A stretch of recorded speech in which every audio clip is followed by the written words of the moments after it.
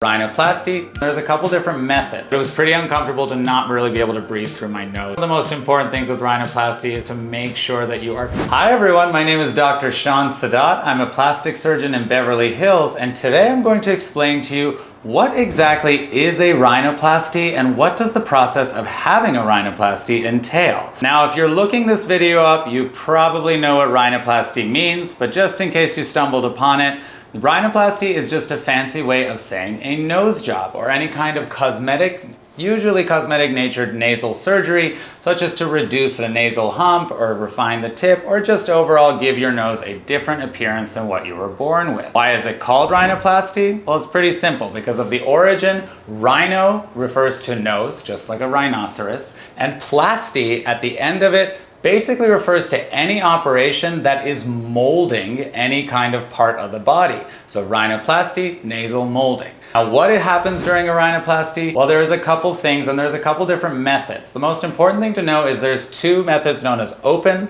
versus closed. What does that mean? Open means that there is an incision on the outside of the nose right at the base, what's called the columella right here in that central part, and it goes right across that with the rest of the incisions on the inside of the nose. Whereas a closed rhinoplasty means that you go without that external nasal incision. Now, a lot of people are like, oh wow, definitely I would want closed because I don't want an outside scar, I don't want anyone to know. But the truth is that this scar is pretty much invisible on the outside upon healing because the vessels to the face are so strong and the blood flow is so good that facial scars typically will heal really well. So I wouldn't worry too much about that. Why is it that I oftentimes will do open over closed? Because with an open rhinoplasty, you have more control over the parts of the nose, such as the nasal tip, and the refinements you might want to make to be able to adjust the appearance of that nose. The only time I'll typically offer closed is when I'm only doing functional work, meaning I'm reconstructing for breathing purposes,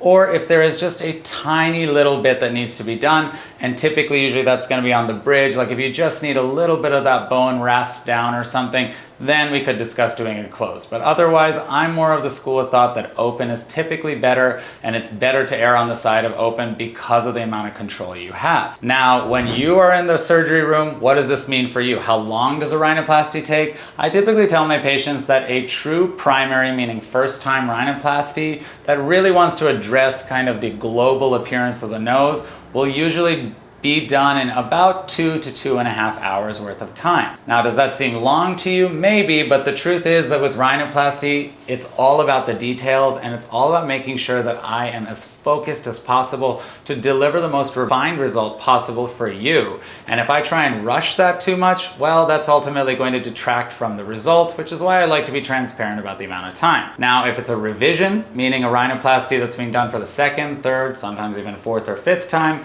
that timing could take longer because I don't necessarily know what's in the nose, and therefore I need to reconstruct things, rebuild things, and really get things in a better position, especially if you are already having issues with a prior rhinoplasty. Now, after the surgery, the important things to know are that you're going to have 2 nasal splints inside the nose most of the time. That's my personal preference. I do that because these 2 things act such as tubes, and those tubes sit within the nose and allow you to be able to continue to flow air in and out of the nose through that initial recovery rather than just having the airway swell shut, which is what can happen if you don't put anything in there. And I personally, when I had my rhinoplasty, I did not have any splints put in, and yeah, I didn't have to have them removed, but it was pretty uncomfortable to not really be able to breathe through my nose during the recovery.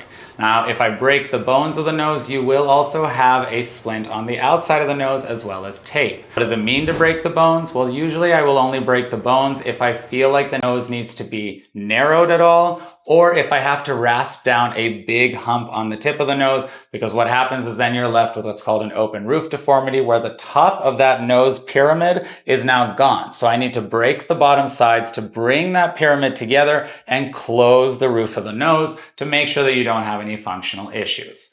So this is a general overview of rhinoplasty. Typically those splints that I mentioned will stay in for about 7 days after surgery, after which you'll have them removed. Usually you can expect that around 1 month, enough of your swelling will have come down that you'll start to really see semblances of the final result.